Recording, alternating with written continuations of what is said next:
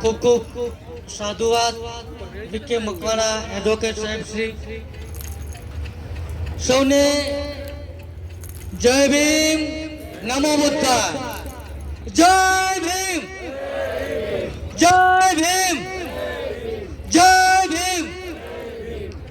આજે ઇન્દિરાનગર મોરબી મુકામે આયુષ્યમતી રેખાબેન તથા આયુષ્યમાન રમેશભાઈ ટાભાભાઈ પરમારના બંને દીકરી એક જ્યોતિ અને બીજા બહેનનું નામ છે રજની। તો બંને બહેનોના સાથે બૌદ્ધ પરંપરા મુજબ લગ્ન થવા જઈ રહ્યા છે ત્યારે સૌ પ્રથમ તો હું અહીં કન્યા પક્ષ તરફથી અહીં જાન લઈ અને પધારેલા વર પક્ષના નેસડા તેમજ જામુડિયાના વર પક્ષના બંને પક્ષના માતા પિતા એમના કુટુંબીજનો સગાઓ સ્નેહીઓ સંબંધીઓ તેમજ અહીં સ્થાનિક રમેશભાઈના કુટુંબ પરિવારો સગાઓ સ્નેહીઓ મિત્રો વડીલો તેમજ તમામને સૌ પ્રથમ તો મૈત્રીપૂર્ણ હૃદય વંદનની સાથે સાથે સૌ પ્રથમ બૌદ્ધ પરંપરા મુજબ જ્યારે અહીં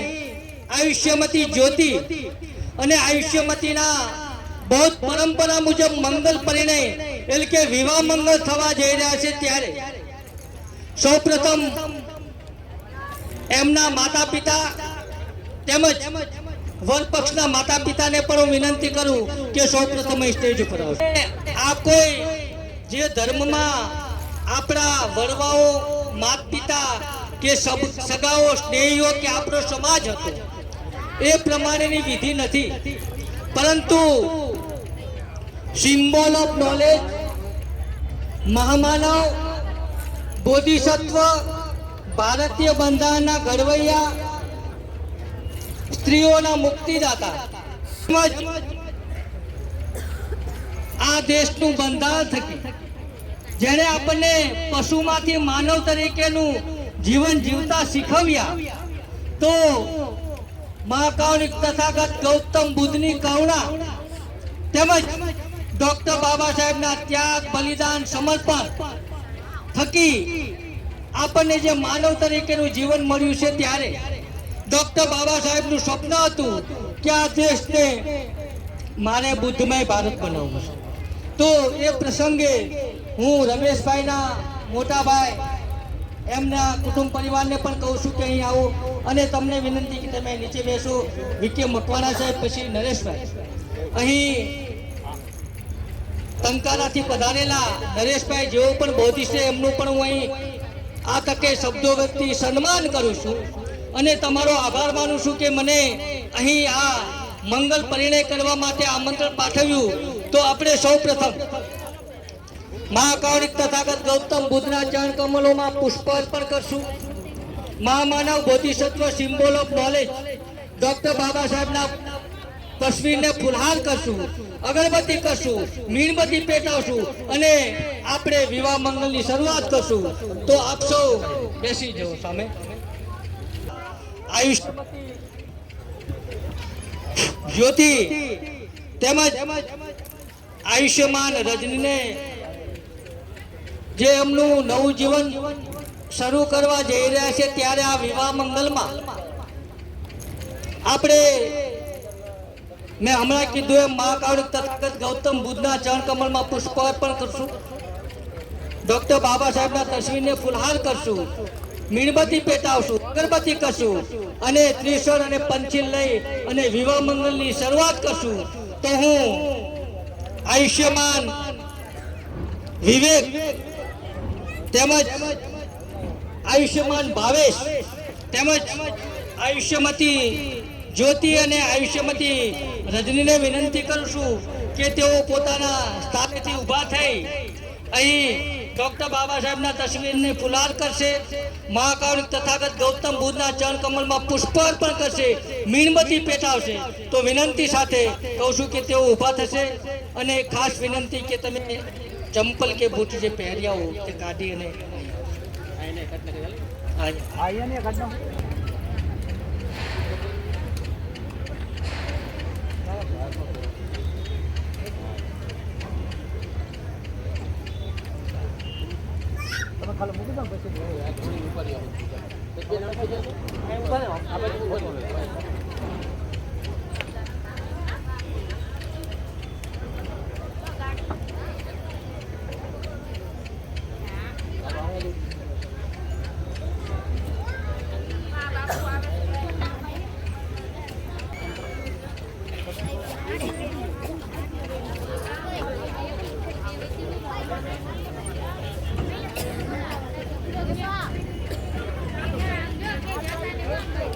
અહીં વિવાહ મંગલમાં મહાકારુણિક તથાગત ગૌતમ બુદ્ધના ચરણ કમળમાં આપણે પુષ્પાર્પણ કરીએ.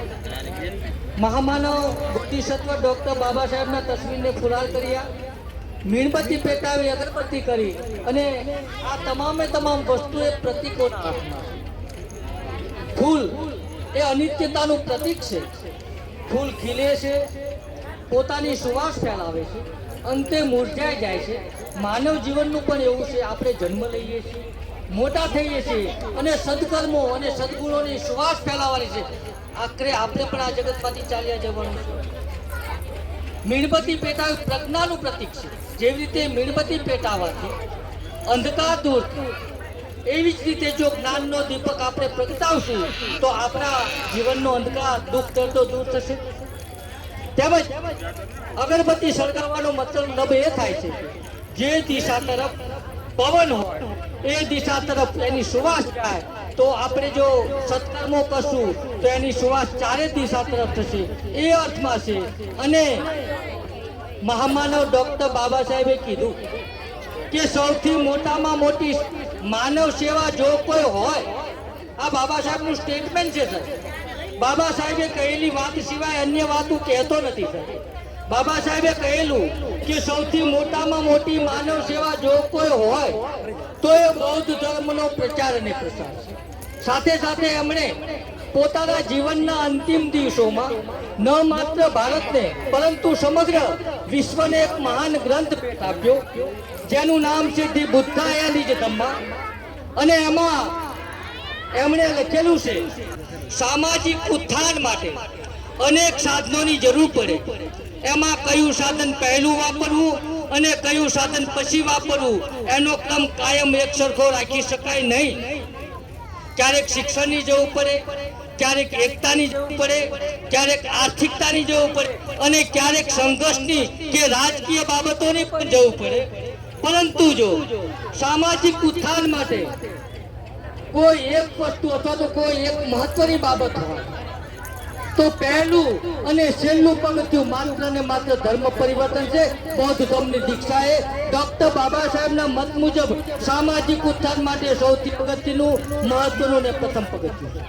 અને એ અનુસાર અહીં આપણે જ્યારે વિવાહ મંગલ થવા જઈ રહ્યા છે ત્યારે હવે ત્રિશળ પંચીલ મીણબત્તી પેટાયા પછી આપણે જે લોકોને ત્રિશળ પંચીલ આવડતા હોય એ લોકો બોલશે. અન્યથા આપ સૌને હું ચંદ્રપાલ બહુ કરુણામૂર્તિ બુદ્ધિયાર મોટા કેવડિયા બંને હાથ જોડી અને હું ચંદ્રપાલ બહુ કરુણામૂર્તિ બુદ્ધિયાર આપ સૌને બંને હાથ જોડી વિનંતી સાથે કહું છું કે જે લોકોને ત્રિશળ પંચીલ આવડતા હોય એ મારી સાથે બોલશે. અન્યથા મૌન રહી બંને હાથ જોડી અને આંખો બંધ કરી અને બોલશે. આયુષ્યમતી જ્યોતિ, આયુષ્યમતી રજની તેમજ વર પક્ષના આયુષ્યમાન ભાવેશ અને આયુષ્યમાન વિવેકને કહું છું કે તમે બંને હાથ જોડી આંખો બંધ કરી અને મારી સાથે ત્રિશણ બોલશો અને બૂટ ચંપલ ત્યાં સુધી કાઢી લેવા. ત્રિશણ અને પંચીલ લઉં છું. જે લોકોને આવડતા હોય તો મારી સાથે બોલશે, અન્યથા મૌન રહેશે. નમો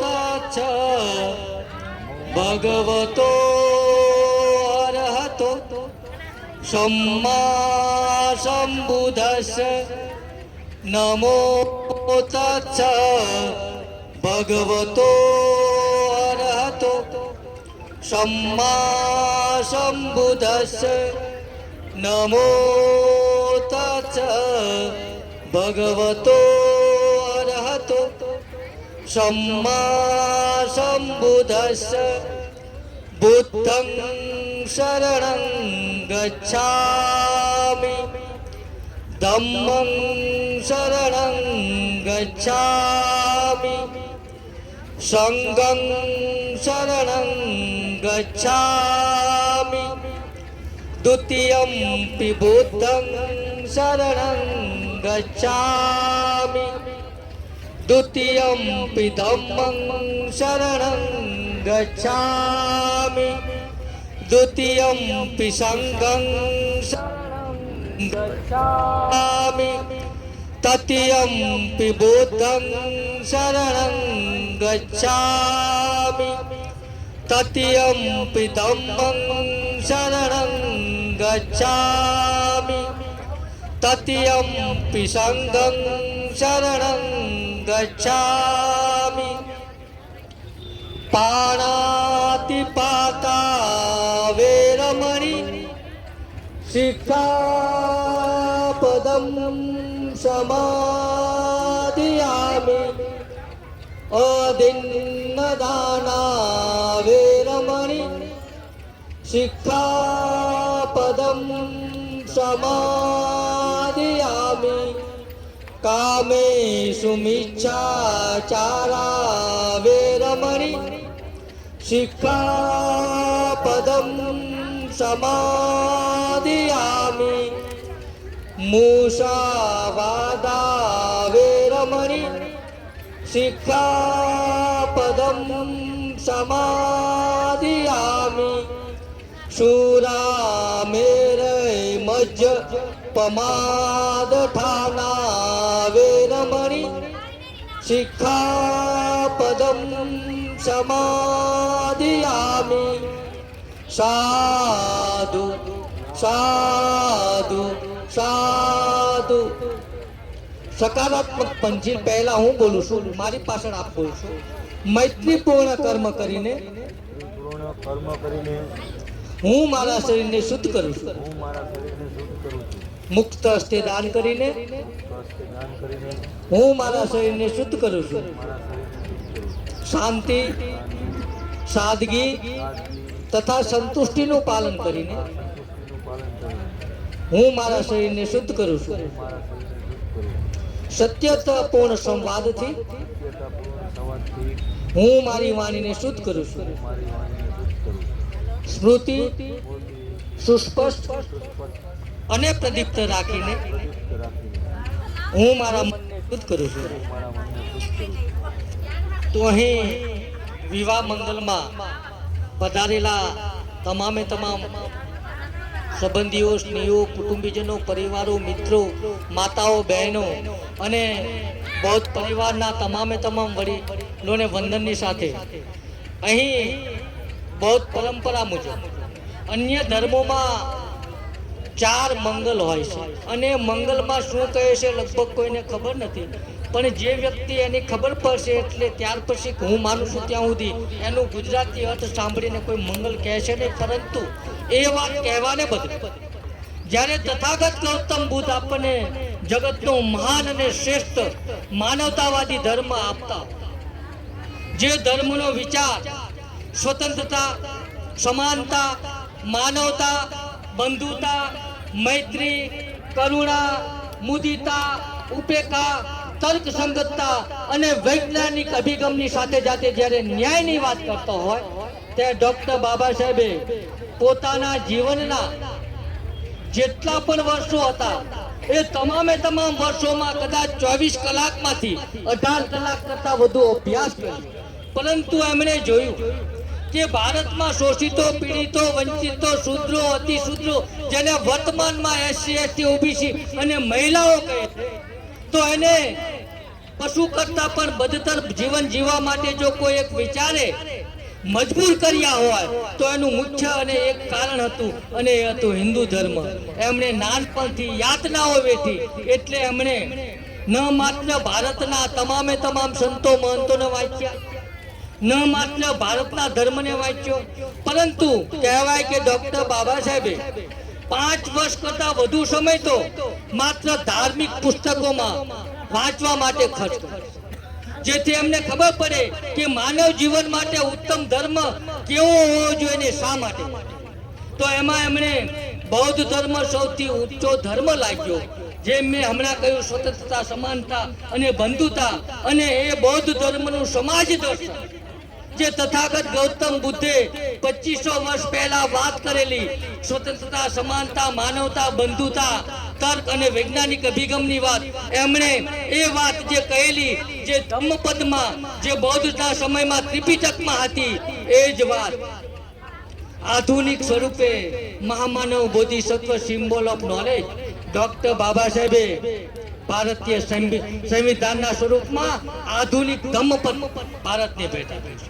તો 14મી ઓક્ટોબર 1956 ના રોજ મહામાનવ બોધિસત્વ ડોક્ટર બાબા સાહેબે પોતાના ગુરુ ચંદ્રમણી થેરો પાસેથી બૌદ્ધ ધર્મની દીક્ષા લઈ અને 5 લાખ કરતા વધુ લોકોને બૌદ્ધ ધર્મની દીક્ષા આપી, અને કહી શકાય કે જગતમાં જેટલી પણ ક્રાંતિઓ થઈ, કારણ કે જ્યારે ક્રાંતિ થાય ત્યારે લોહીની નદીઓ વહે છે. ક્રાંતિનો મતલબ થાય છે કે અમાનવીય વિચારસરણીને નેસ્ત નાબૂદ કરી માનવીય વિચારસરણી પ્રસ્થાપિત કરવી, અને એમાં લાખો લોકોની હત્યા થાય છે, અનેક મહિલાઓ વિધવા બને છે, અમુક વૃદ્ધ માતા પિતા પોતાના યુવાનોને ગુમાવે છે, યુવાન સંતાનોને ગુમાવે છે, અનેક નાના બાળકો પોતાના માતા પિતાના ગુમાવે છે. પરંતુ ડોક્ટર બાબા સાહેબે જે ધમ્મક્રાંતિ કરી 14મી ઓક્ટોબર 1956 નાગપુર મુકામે જગતની તમામે તમામ ક્રાંતિઓમાંની શ્રેષ્ઠ અને ઉત્તમ ક્રાંતિ ડોક્ટર બાબા સાહેબની ધમ્મક્રાંતિ છે. અને ધમ્મક્રાંતિના ભાગરૂપે ન માત્ર મોટા શહેરોમાં પણ હવે તો ગામડાઓ અને ગલીઓમાં પણ ડોક્ટર બાબા સાહેબે કહેલી વાત, એમની એ ધમ્મક્રાંતિ, એમનો એ ધમ્મરથ, એ માનવતાની વાત કહેવા માટે લોકો નીકળી રહ્યા છે. અને તમારી જેવા પ્રબુદ્ધજનો પોતાના ઘરે આવતા પ્રસંગો એ બૌદ્ધ પરંપરા પ્રમાણે કરી રહ્યા છે. ત્યારે હું હમણાં વાત કરતો હતો કે ભાઈ આપણે મંગલ કોને કહેવાય, તો તથાગત ગૌતમ બુદ્ધે આપણને આદર્શ મંગલો કહ્યા. જે અન્ય ધર્મોમાં 4 મંગલથી આપણે સંતોષ માનીએ છીએ, તથાગત ગૌતમ બુદ્ધે આપણને પોતાના જીવનમાં કહ્યું, જીવન જીવવા માટે આ 38 મંગલો માત્ર અહીં બેઠેલા વરકન્યાને જ લાગુ નથી પડતા, પરંતુ હવે હું જે પઠન કરવા જઈ રહ્યો છું 38 મંગલોનું, એ જે લોકો સાંભળશે, વાંચશે અને પોતાના જીવનમાં અમલમાં મૂકશે તો એનું જીવન મંગલમય બનશે, સુખકારક બનશે અને દુઃખોથી મુક્ત રહેશે. તો આપ સૌને નમ્ર વિનંતી, હું 38 મંગલ બાબતોનું પઠન કરું છું, આપ સૌ શાંતિથી સાંભળશો. જેને બૌદ્ધ પરંપરામાં મહામંગલ સૂત્ર કહેવામાં આવે છે. એવું મેં સાંભળ્યું છે કે એક સમયે ભગવાન શ્રાવસ્તી નગરીના જેતવનમાં અનાથ પિંડક દ્વારા બનાવેલા સંઘારામમાં વિહાર કરી રહ્યા હતા. તે વખતે રાત મોટે ભાગે વીતી ગઈ હતી. ત્યારે કોઈ એક દિવ્ય ક્રાંતિ વાળો દેવ પુરુષ સમગ્ર જેતવનને પોતાના દિવ્ય પ્રકાશથી આલોકિત કરતો, જ્યાં ભગવાન બુદ્ધ હતા ત્યાં એમની પાસે આવ્યો. પાસે આવી નમસ્કાર કરીને એક બાજુએ ઉભો રહ્યો. એક બાજુએ ઉભા રહેલા તે દેવ પુરુષે ભગવાનને આ પ્રમાણે ગાથામાં કહ્યું કે કલ્યાણની ઈચ્છા કરતા અનેક દેવો અને મનુષ્યોએ મંગલ બાબતો પર ચિંતન કર્યું છે, તો એ તથાગત ગૌતમ બુદ્ધ તમે કહો આમાં ઉત્તમ મંગલ કયું? ત્યારે તથાગત ગૌતમ બુદ્ધ જવાબ આપે છે કે મંગલ કોને કહેવાય? તો તથાગત ગૌતમ બુદ્ધ કહે છે કે મૂર્ખોના સહવાસથી દૂર રહેવું, સુજ્ઞજનોની સંગત કરવી અને પૂજ્યજનોની પૂજા કરવી, આ ઉત્તમ છે. મંગલ કોને કહેવાય? કે મૂર્ખોના સહવાસથી દૂર રહેવું, સુજ્ઞજનો, ડાયા માણસો, પ્રજ્ઞાવાન પુરુષો, ડોક્ટર બાબા સાહેબને માનનારા, બુદ્ધને માનનારા અને જીવન એવું જીવનાર વ્યક્તિઓનો સંગ કરવો, અને પૂજ્યજનોની પૂજા. એ પૂજાનો મતલબ માત્ર મીણબત્તી પેટાવી, પુષ્પ અર્પણ કરવા, અગરબત્તી કરવી કે ફૂલહાર કરવા નહીં, પરંતુ એમણે સંપૂર્ણ પોતાનું જીવન માનવ જગતના દુઃખ અને દર્દ દૂર કરવા માટે સમર્પિત કર્યું છે. એટલે આપણે એમના આભારી છીએ અને કૃતજ્ઞતા વ્યક્ત કરવા માટે આપણે પૂજા કરીએ છીએ. પૂજાનો મતલબ બૌદ્ધ ધર્મમાં એમના ગુણોને ગ્રહણ કરવા થાય છે.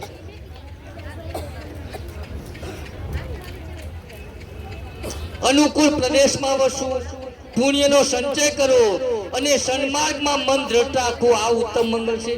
પછી આગળ કહે છે તથાગત ગૌતમ બુદ્ધ કે અનેક વિદ્યાઓ સંપાદન કરવી, કલાઓમાં નિપુણ થવું, વિનયમાં સુંદર તાલીમ મેળવી અને સમુચિત વાણી રાખવી, આ ઉત્તમ.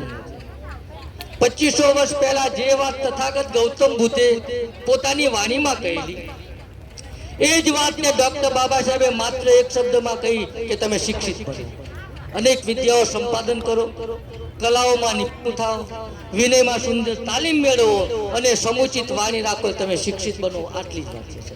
જે તથાગત ગૌતમ બુદ્ધની વાત માત્ર શબ્દો પડ્યા છે, સમય સંજોગો અને પરિસ્થિતિ પ્રમાણે વાત તો બુદ્ધની ડોક્ટર બાબા સાહેબે કરી છે. દાન આપવું, ધર્મ અનુસાર આચરણ કરવું, સગાઓને સહાય કરવી અને વર્ધિત આજીવિકા ન કમાવી, આ ઉત્તમ મંગળ છે. સૌથી ઉત્તમ મંગળ કહ્યું કે માતા પિતાની સેવા કરવી.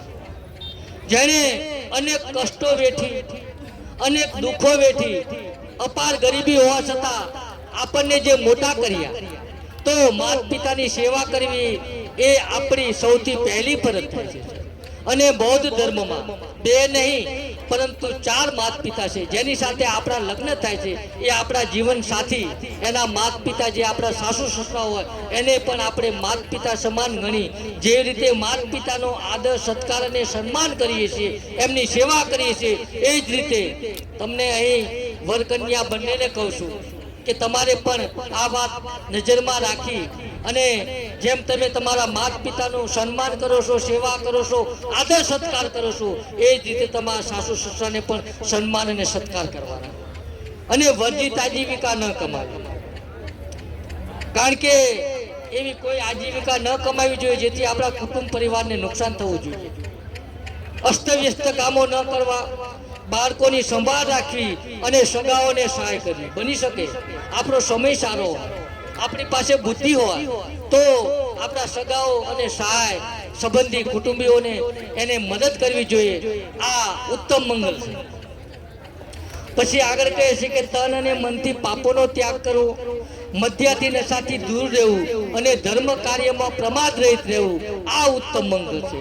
તો અહીં આપણને એવું થશે કે બૌદ્ધ ધર્મમાં પાપ અને પુણ્ય, તો પાપ અને પુણ્યની ચોક્કસ ડેફિનેશન નથી, પણ કહી શકાય કે જે કર્મ થકી અન્ય લોકોને દુઃખ પહોંચે, કોઈના હૃદયને ઠેસ પહોંચે, અથવા તો એની કોઈની આંખમાંથી જ્યારે તમારા કર્મ થકી આંસુ આવે તો કહી શકાય કે પાપ કર્મ છે. અને તમારા કોઈ સદકર્મ થકી કોઈનું દુઃખ દૂર થાય, કોઈના ચહેરામાં સ્મિત આવે અને કોઈ હલવો થઈ જાય, એના ચહેરામાં સ્માઇલ આવી જાય, એનું જીવન ઉત્તમ બને તો એને પુણ્ય કર્મ કહી શકાય. પછી આગળ કહે છે કે આદર ભાવ કેળવવો, નમ્રતા રાખવી, સંતોષી બનવું, કૃતજ્ઞ થવું અને વખતો વખત સદ્ધર્મ શ્રવણ કરવું, આ ઉત્તમ મંગળ છે. પછી આગળ કહે છે ક્ષમાશીલ બનવું, મૈત્રીપૂર્ણ વચન બોલવા, શ્રમણોના દર્શન કરવા અને સમયાંતરે ધર્મની ચર્ચા કરવી, આ ઉત્તમ મંગળ છે. ક્ષમાશીલ બનવું, બની શકે આપણા નજીકના સંબંધી, ઘરના કોઈ વ્યક્તિની ભૂલ હોય તો એને માફ કરવી જોઈએ, જે આપણે નથી કરી શકતા. હું જ છું અને મારું જ સાચું, આટલું જો મૂકી દઈએ તો ઘણા બધા પ્રશ્નો સોલ્વ થઈ જશે. તપ, ધ્યાન, સાધના કરવા. પછી આગળ કહે છે કે બ્રહ્મચર્યનું પાલન કરવું. તો એ બૌદ્ધ ધર્મ પ્રમાણે બ્રહ્મચર્ય એટલે કે મૈત્રી, કરુણા, મુદિતા અને ઉપેક્ષાનું પાલન કરવું, આ 4 આયામો છે. તો કે મૈત્રી એટલે શું? કારણ કે તથાગત ગૌતમ બુદ્ધ એમની એવી સરળ ભાષા હતી જેથી તમામે તમામ લોકો સમજી શકે. તો કે મૈત્રી એટલે શું? તો કે જે લાગણી, જે ભાવ, જે પ્રેમ, જે હેત, જે વહાલ, જે મમતા આપણને આપણા પોતાના સંતાનો ઉપર હોય, એ જ લાગણી, એ જ વહાલ, એ જ હેત જ્યારે અન્ય માનવ જગત અને પ્રાણી માત્ર ઉપર ઉત્પન્ન થાય તો એને મૈત્રી કહેવાય. પછી કે કરુણા, તો કરુણા એટલે શું? કે અન્યને દુઃખી થતા જોઈ અને દુઃખમાંથી બહાર કાઢવાની તમને ભાવના પેદા થાય અને બહાર કાઢવા માટે જેમ મા કરુણાવાન ડોક્ટર બાબા સાહેબે પોતાનું સંપૂર્ણ જીવન તો સમર્પિત કર્યું, પરંતુ આપણા દુઃખો જોઈ તેઓએ પોતાનું સંપૂર્ણ જીવન તો સમર્પિત કર્યું, પણ નાની ઉંમરે એમના ધર્મપત્ની માતા રમાબાઈને આપણા માટે કુરબાન કર્યા. એટલું નહીં, પરંતુ પોતાના 4 વાલ સોયા સંતાનોને આપણા માટે કુરબાન કર્યા. અને જગતમાં તથાગત ગૌતમ બુદ્ધ પછી મહાકરુણાવાન પુરુષ તરીકે ડોક્ટર બાબા સાહેબને આજે પણ લોકો યાદ કરે છે, તો એને કરુણા કહેવાય. પછી કીધું કે મુદિતા અને ઉપેક્ષા, કે સુખ અને દુઃખ બની શકે. ક્યારેક સુખ પણ હોય ને ક્યારેક દુઃખ પણ હોય. જીવન છે સુખ અને દુઃખ બંને પરિસ્થિતિમાં જેનું મન વિચલિત નથી થતું અને અન્યના સુખે સુખી અને અન્યના દુઃખે દુઃખી જે થાય બની શકે. બીજાના દુઃખે તો આપણે ક્યારેક દુઃખ અનુભવતા હોઈએ, રમેશભાઈ, વિકે મકવાણા સાહેબ, પરંતુ બીજાનું સુખ નથી જોઈ શકતા. કદાચ મારું 25 લાખનું મકાન હોય, બાજુમાં કોઈ આવીને 1 કરોડનું મકાન બનાવે, એમાં મારા પાસે એક સિમેન્ટની થેલી લેતો નથી કે એક પણ ઈંટ નથી લેતો, પણ મને ઈચ્છા થાય ઈચ્છા ભાવ કાઢવાની વાત તથાગત ગૌતમ બુદ્ધ કહે છે. તો આ મંગલ બાબતો છે.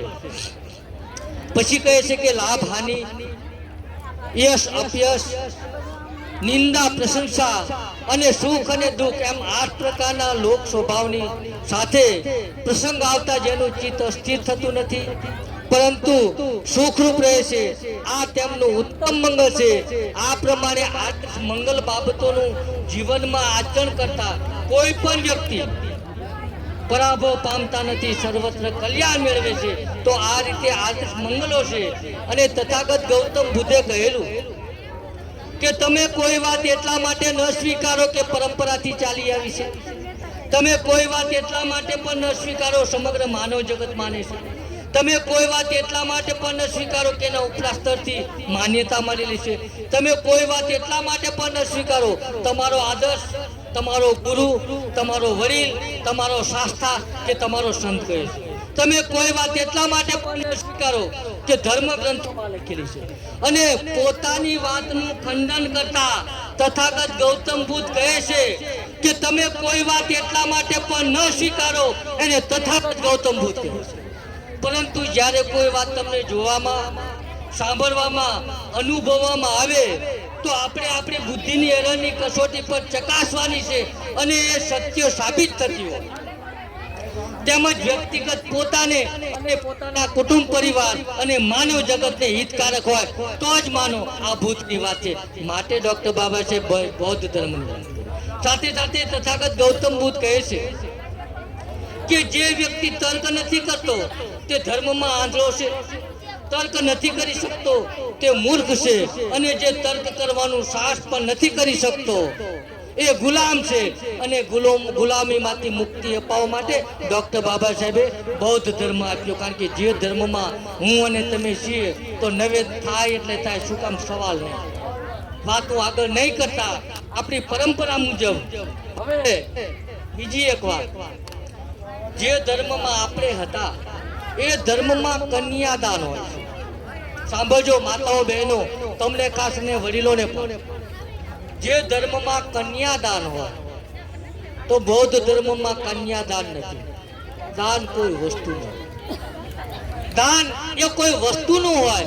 કન્યા એ તો પોતાના માતા પિતાનો કલેજાનો ટુકડો છે, પોતાનું હૃદય છે, પોતાનું મન છે, પોતાનું જીવન છે.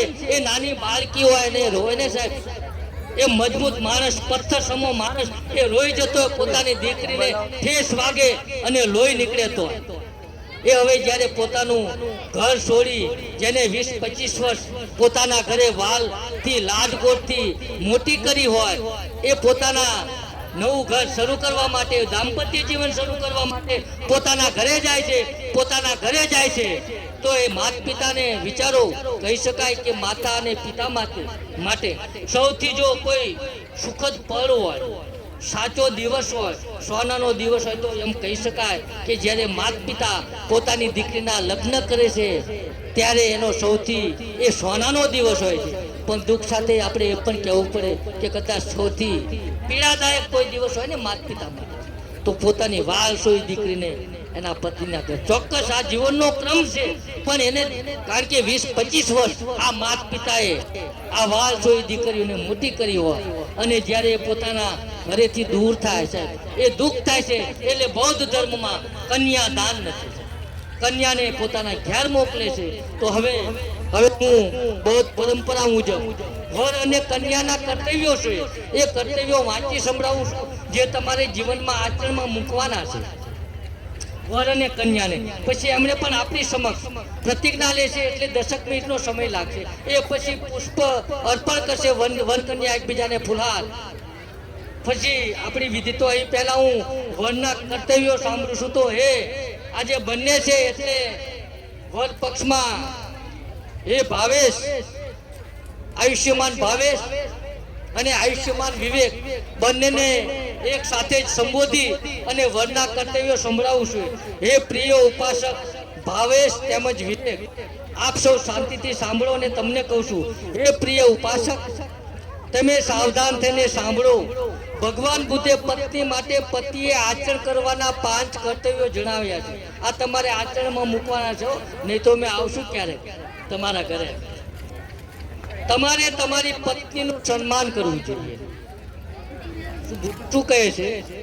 પતિને વરને સંબોધીને કહે છે કે તમારે તમારી પત્નીનું સન્માન કરવું જોઈએ.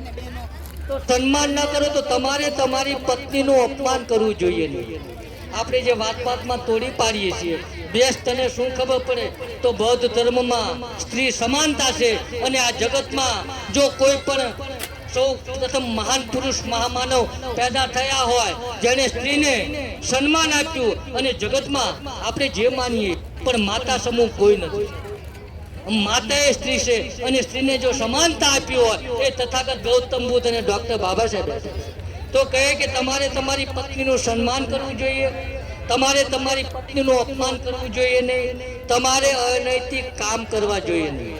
ભાવેશ, તમને અને વિવેકને હું કહું છું, તમારે ધન સંપત્તિ પૈસેથી તમારી પત્નીને સંતુષ્ટ રાખવો જોઈએ. કારણ કે વર્તમાન સમયમાં અર્થ પૈસો એ ઓક્સિજન જેટલો જ જરૂરી છે. કારણ કે ડોક્ટર બાબા સાહેબે પણ કહેલું કે સૌથી મોટામાં મોટું દુઃખ ભૂખ અને સૌથી મોટામાં મોટો રોગ ગરીબી છે. અને ગરીબ તરીકે જન્મવું ગુનો નથી, પરંતુ ગરીબ તરીકે મરવું એ ગુનો છે. એટલે ગરીબીમાંથી બહાર કાઢવાની વાત છે. તો આમાં કહેલું તમારે તમારી પત્નીને ધન સંપત્તિ પૈસે ટકેથી સંતુષ્ટ રાખવા જોઈએ અને તમારે તમારી પત્નીને અલંકાર, ખોરાકી, પોશાકી ઇત્યાદિથી પ્રસન્ન રાખવા જોઈએ. આ તમારા કર્તવ્યો છે. હવે હું કન્યાના કર્તવ્યો વાંચી સમજાવું.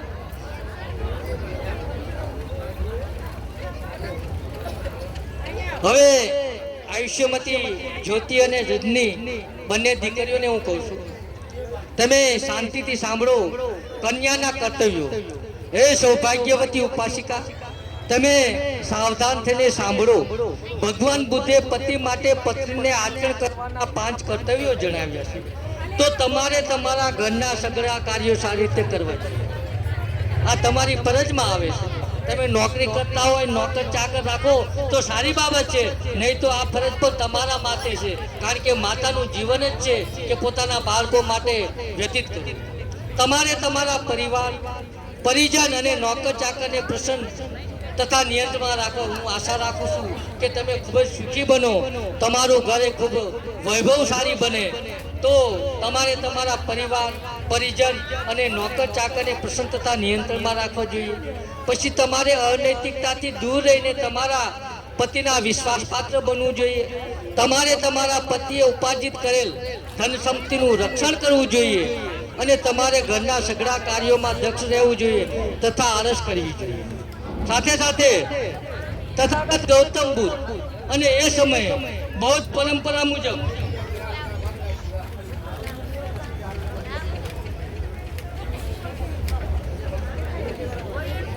એક દીકરી જ્યારે પોતાના સાસરે જાય એટલે કે પોતાનું નવું જીવન શરૂ કરવા જાય ત્યારે બૌદ્ધ પરંપરા મુજબ એને 10 શિખામણો આપવામાં આવે છે.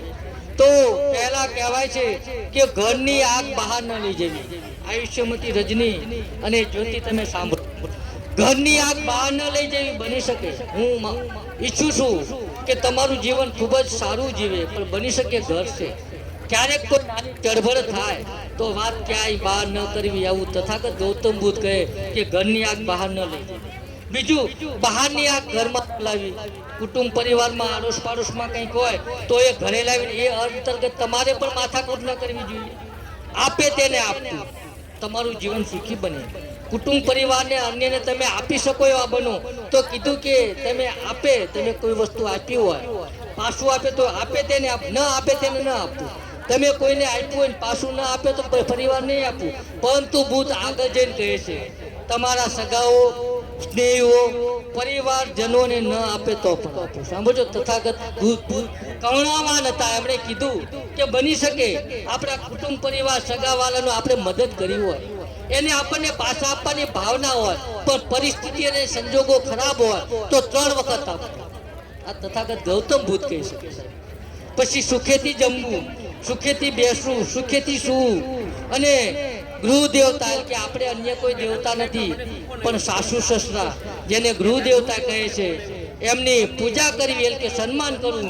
આ પ્રમાણે શિખામણો આપી છે. હવે અહીં તમારે વર અને કન્યા બંને ઊભા થઈ અને વારાફરતી પોતપોતાની પ્રતિજ્ઞા સમાજ સમક્ષ વાંચી સંભળાવવાની છે. તો સૌથી મોટા કોણ? આયુષ્યમાન ભાવેશ અને આયુષ્યમતી જ્યોતિને હું વિનંતી કહું કે પોતાની જગ્યાએથી ઊભા થશે.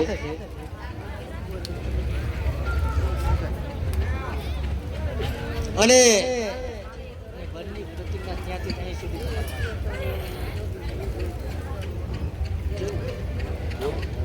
એવું બોલે એવું વાંધો નહીં.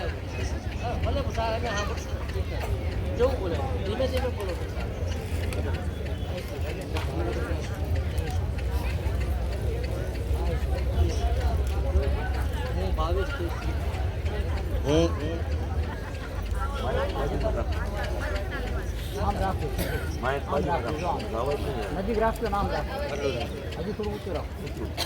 હું ભાવેશ તેથી પાર્વતીબેન તથા જગદીશભાઈ માલાભાઈ ખરા ની કુલપુત્રી, રહેવાસી નવા જાંબુડિયા,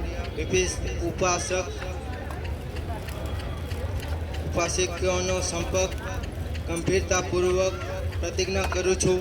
તમે શ્રી રજની, તે શ્રી રેખાબેન તથા રમેશભાઈ રાણાભાઈ પરમારના કુલપુત્રી, રહેવાસી ઇન્દિરાનગર સાથે આજથી લગ્ન સંબંધિત જોડાઈને હું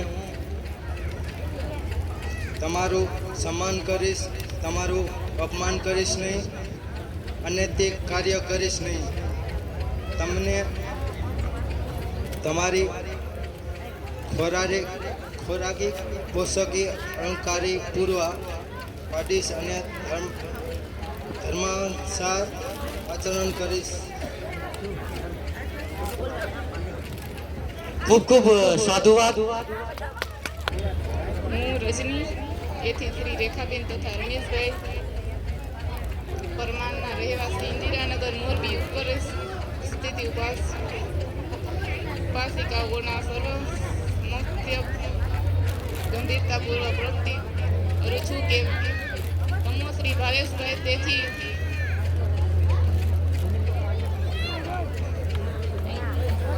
જયાબેન તથા શ્રી જગદીશભાઈ માલાભાઈ બખરા, રહેવાસી નવા જૂના જાંબુડિયા સાથે આજથી લગ્ન સંબંધથી જોડાયું છું. એક આપણા ઘરનો સહકાર યોગ્ય સારી રીતે કરીશ.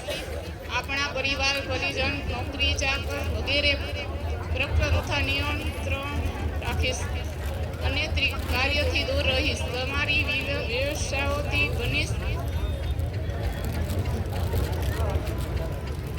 તમે ઉપાર્જિત કરેલી ધન સંપત્તિ જમા કરીશ. આપણા સગળા કર્તવ્ય રહીશ અને આગળ કરીશ નહીં તથા અમાનુસાર્ય આચરણ કરીશ. ખૂબ ખૂબ સાધુવાદ. હું ત્યાંથી જ્યાં સુધી નજીક રાખ નજીક રાખ ઉપસ્થિત ઉપાસક ઉપાસકની ભાવના ગંભીરતાપૂર્વક પ્રતીક્ષા કરી હતી. તમારી જ્યોતિ શ્રી જગદગુરુ તથા રમેશભાઈ બાબા પુત્રી રહેવાસી નગર સાથે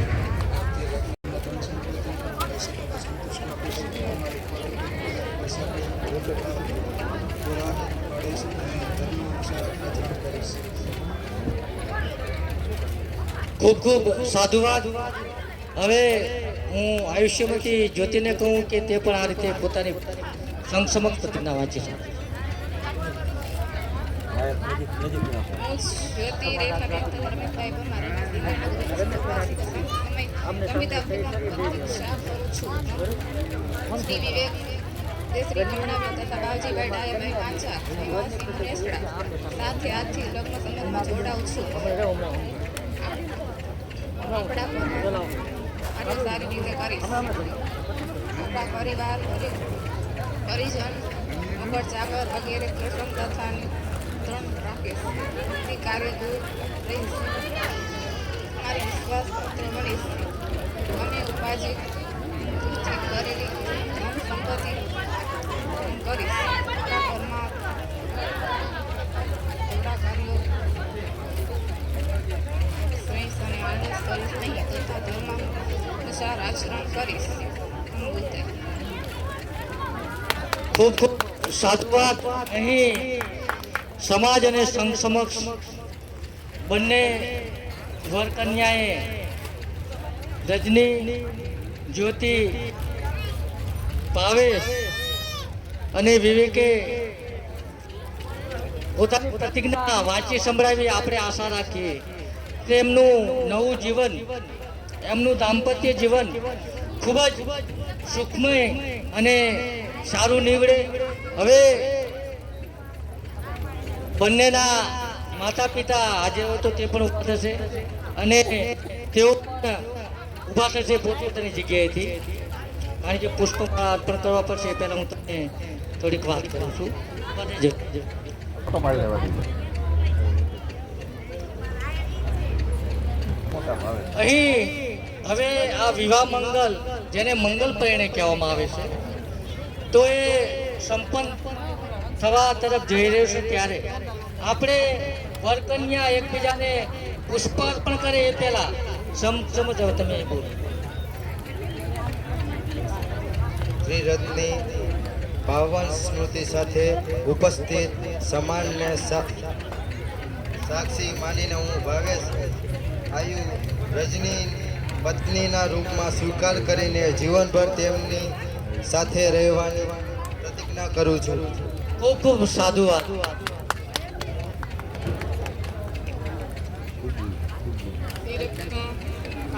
પાવન સ્મૃતિ સાથે ઉપસ્થિત સમાજનો સાક્ષી માનીને હું રજની આયુ ભાવેશનો પતિના રૂપમાં સ્વીકાર કરીશ. જીવનભર તેમની સાથે રહેવાની વૃત્તિ કરું છું. ખૂબ ખૂબ સાધુવાદ.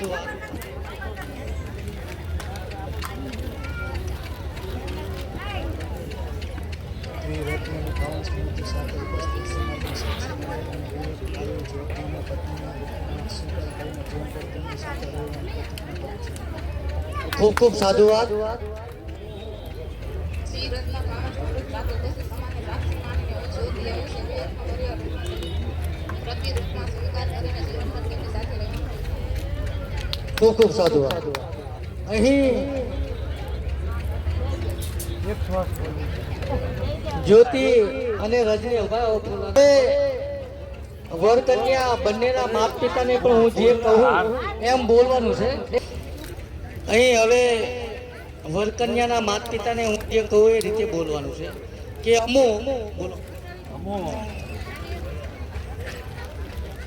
આયુષ્યમતી. તમે જે દીકરીના માતા પિતા બોલે આયુષ્યપતિ જ્યોતિ તેમજ રજની જ્યોતિ તેમજ રજની આજ રોજ આજ રોજ સમાજ અને સંઘ સમક્ષ સમાજ અને સંઘ સમક્ષ બૌદ્ધ પરંપરા બૌદ્ધ પરંપરા મુજબ વિવાહ મંગલ મુજબ વિવાહ મંગલ હવે જ્યોતિના પતિનું નામ શું? તો વિવેક હા, વિવેક તેમજ ભાવેશ વિવેક તેમજ ભાવેશ નો એમના જ્યોતિ તેમજ જ્યોતિ તેમજ રજની એમના પતિ તરીકે અમે માતા પિતા સ્વીકાર કરીએ છીએ. એના પતિ તરીકે અમે માતા પિતા સ્વીકાર કરીએ છીએ. હવે તમારે વર પક્ષ તરફથી બોલવાનું છે. વરના માતા પિતાને તમારા દીકરાનું નામ લઈ અને બોલવાનું છે. બરોબર?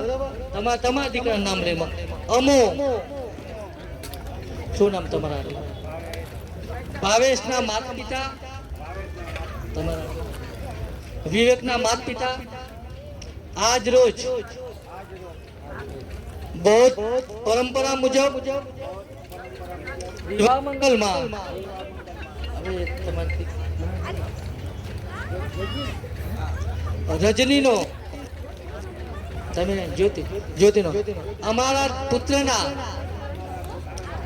પત્નીના રૂપમાં સહ સ્વીકાર કરીએ છીએ. હવે તમે બંને બહેનો છે અને ખૂબ જ સુખની આ ઘડી કહેવાય કે માતા પિતાના ઘરે એક સાથે પોતાની બે વાલ દીકરીઓને બૌદ્ધ પરંપરા મુજબ વિવાહ મંગલ કરી અને પોતાના ઘરે મોકલે છે. તો ખૂબ ખૂબ સાધુવાદ. આજ રોજ અહીં ભાવેશ તેમજ રજનીના બૌદ્ધ પરંપરા મુજબ લગ્ન સંપન્ન થયા છે. તેમજ વિવેક તેમજ જ્યોતિના વિવાહ મંગલ બૌદ્ધ પરંપરા મુજબ સંપન્ન થયા છે. તો હવે આશીર્વચન આપવા એમના માતા પિતા અને કુટુંબીજનો હમણાં ઊભા થશે એ પહેલા હું અહીં એક સ્તુતિ બોલું છું. 1-2 મિનિટ થશે અને જ્યારે હું સાધુ સાધુ સાધુ સાધુ એટલે ખૂબ સુંદર, જ્યારે 3 વખત બોલું ત્યારે તમારે ઊભા થઈ અને એમની ઉપર પુષ્પ અર્પણ કરવાના. તમે બીજા બેસી જશો. ભવતુ સબ મંગલમ રખંતુ સબ દેવતા સબ બુદ્ધાનુભાવેન સદા સુખી ભવંતુ તે. ભવતુ સબ મંગલમ રખંતુ સબ દેવતા સબ ધમ્માનુભાવેન સદા સુખી ભવંતુ તે. ભવતુ સબ મંગલમ રખંતુ સબ દેવતા સબ સંગાનુભાવેન સદા સુખી ભવંતુ તે. સાધુ સાધુ સાધુ. તમારું દાંપત્ય જીવન ખૂબ જ સુખમય બને.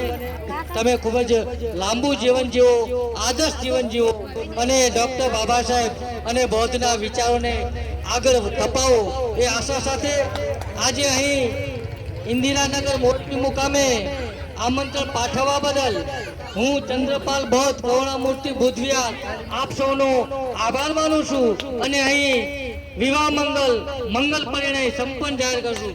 આપ સૌને ફરી એકવાર આભાર સાથે મૈત્રીપૂર્ણ હૃદય જય ભીમ, નમો બુદ્ધાય.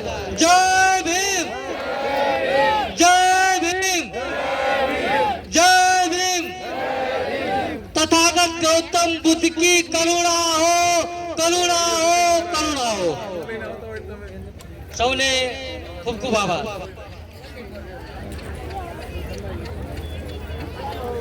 આ ઊભા થઈ અહીંયા તમારે આશીર્વાદ આપવા જે તમારા જે કાર્યક્રમ હોય તમે ચાલુ કરો. મારું પતિ જો તમારી જે